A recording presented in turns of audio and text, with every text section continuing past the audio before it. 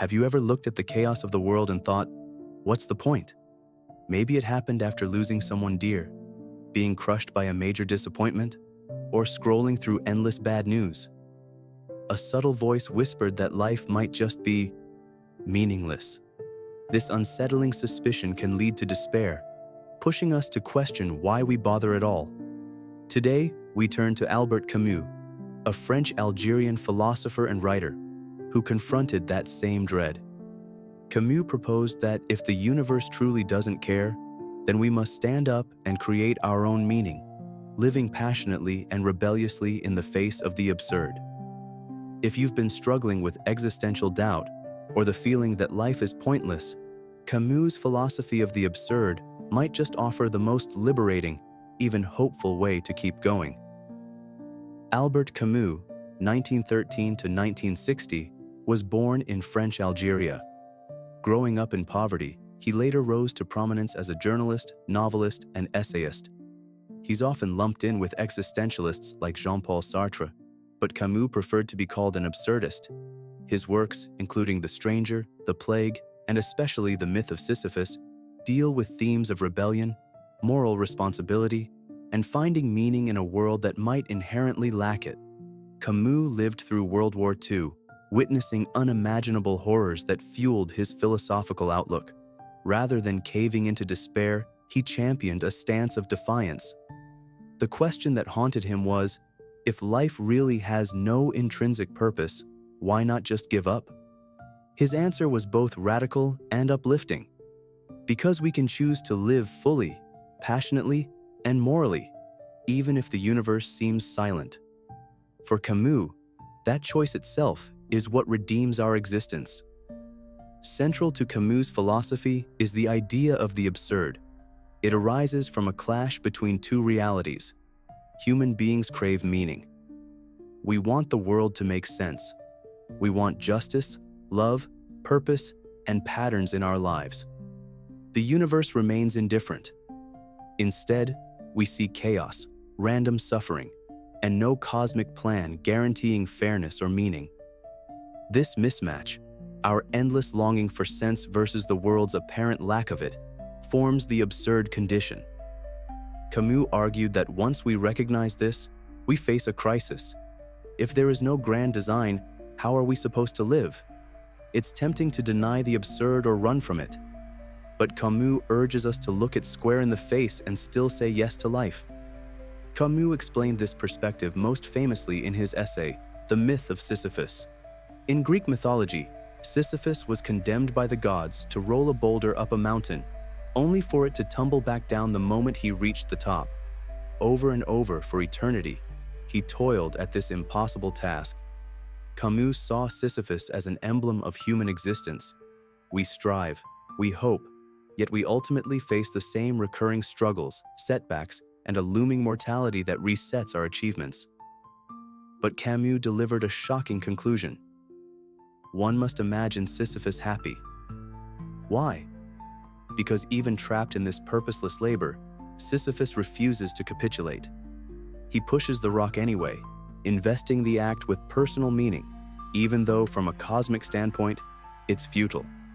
Camus suggests that Sisyphus is stronger than his meaningless fate, a rebel claiming ownership of his struggle. By analogy, we too can be triumphant in our daily efforts if we decide to invest them with our own meaning, even when the universe remains silent. Camus proposes 3 components for living with the absurd. Revolt. Refuse to submit to despair or illusions. Acknowledge the truth.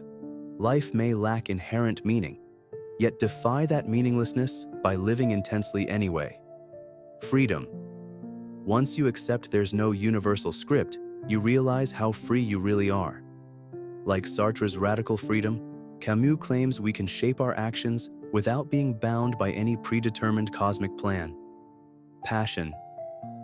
Knowing life's fleeting nature and cosmic indifference, you might choose to experience it all the more deeply, savoring art, love, creativity, moral commitment. Because if this is all we have, let's give it our whole heart. In essence, Camus doesn't paint a bleak picture.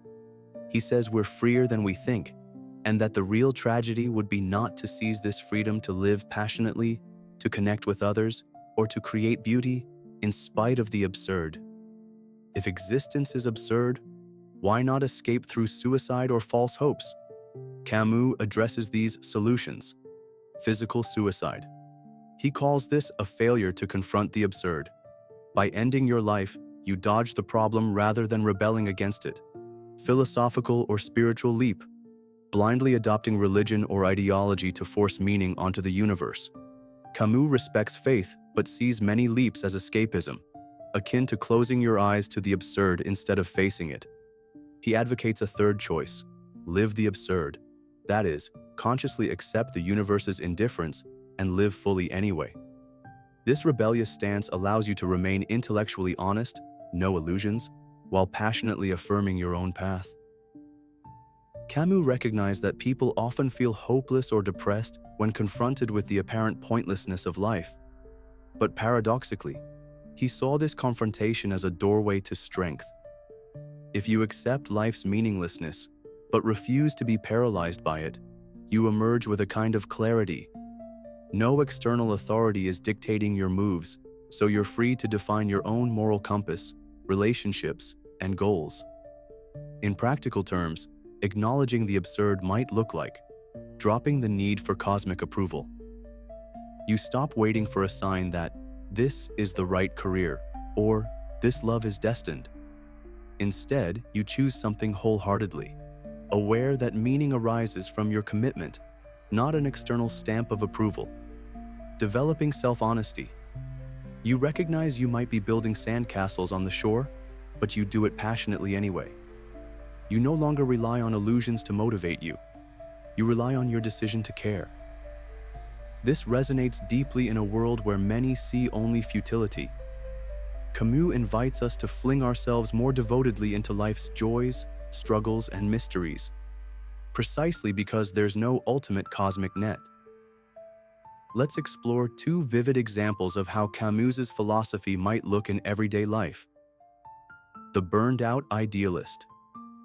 Imagine a social worker who initially believed they'd save the world, only to discover corruption, bureaucracy, and an endless tide of new problems. Feeling powerless, they risk despair. Reading Camus, they realize their efforts are Sisyphean, yet they persist anyway, recommitting to small acts of empathy. This revolt infuses their work with renewed passion, even though the boulder of injustice might roll back down. In that stance of rebellion, they find purpose. The disillusioned artist. An artist struggles with repeated rejections and an art market that seems indifferent. They question whether creating is worth the trouble if no one cares. Embracing Camus, they decide that painting is their revolt. They push the rock of creativity each day, not because success is guaranteed, but because the act itself transforms a silent universe into something vibrant. That rebellious spirit fosters resilience and, ironically, might produce the best art of their life.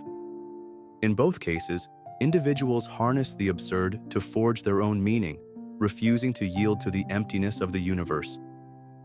Let's walk through a handful of simple but powerful ways to apply Camus' ideas in daily life. 1. Name your rock. Identify the rock you're pushing in life. Maybe a career, relationship, or personal challenge. Understand it may feel pointless at times. Accept that. Then decide if you'll keep pushing because it matters to you, not because it's guaranteed to matter to the cosmos. 2. Practice mini revolts.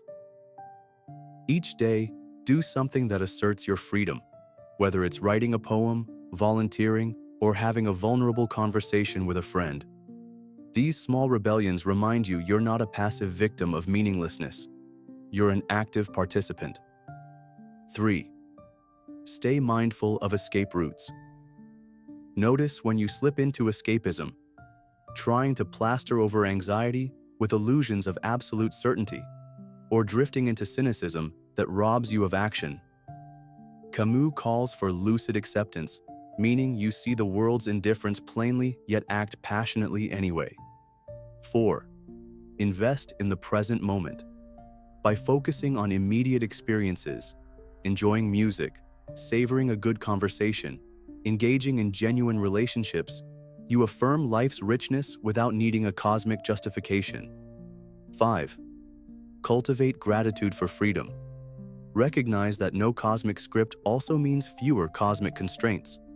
You're free to live ethically, joyfully, and uniquely, forging a path that resonates with your sense of rebellion. While Camus's absurdism is empowering, it risks certain pitfalls. Nihilistic spiral. One might misread Camus as endorsing complete detachment, thinking, if nothing matters, why care at all?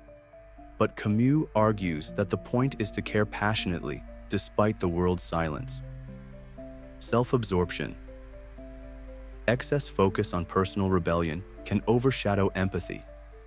Camus actually believed in the moral dimension of rebellion, like standing up for human rights, precisely because it's a choice to value others in the face of a silent universe. Ignoring joy. Absurd rebellion doesn't mean constant gloom. Camus celebrated experiences like friendship, love, art, and nature as ways to intensify life's brightness. Sisyphus can smile at the top of that mountain. Ultimately, Camus calls for a lucid approach. See life's emptiness, but refuse to let that emptiness define you or your capacity to love, create, or empathize. In our era, where daily headlines show turmoil, climate anxiety, or political unrest, it's easy to feel that existential void. Camus' perspective resonates powerfully because it demands no illusions. The world might well be chaotic, and your efforts might not fix everything. But absurd living means you still show up each day, forging pockets of meaning in your personal universe. Work. If your job feels meaningless, realize your mind invests it with purpose.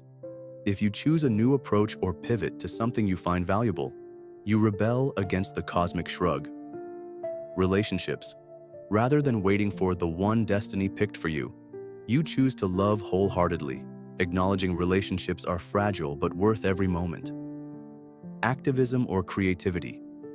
You fight injustice or create art, not because it ensures eternal significance, but because you've decided it matters now, to you, to your community, to the moment. This stance protects you from despair because you're no longer chasing illusions of guaranteed success or cosmic endorsement. You're living from a place of clarity and engaged defiance, the best kind of hope. Albert Camus' answer to existential dread is startlingly simple. Live as if your actions matter even if the universe doesn't confirm they do. That is the essence of rebellion, like Sisyphus deciding he's going to keep rolling that rock no matter how many times it tumbles back down. It might not solve the ultimate riddle of life's meaning, but it gives you the power to stand tall in an uncaring reality. In this acceptance, we find a surprising hope, the hope we create. We generate meaning through our commitments, relationships, and personal rebellions. We reaffirm life's beauty by living each day with conviction, even if the big picture remains blank. For Camus, that's enough. That's heroism. So the next time the absurd pushes you towards cynicism or despair, remember Sisyphus and imagine him smiling. He's found a freedom that no indifferent universe can ever take away. Thank you for joining me on this journey.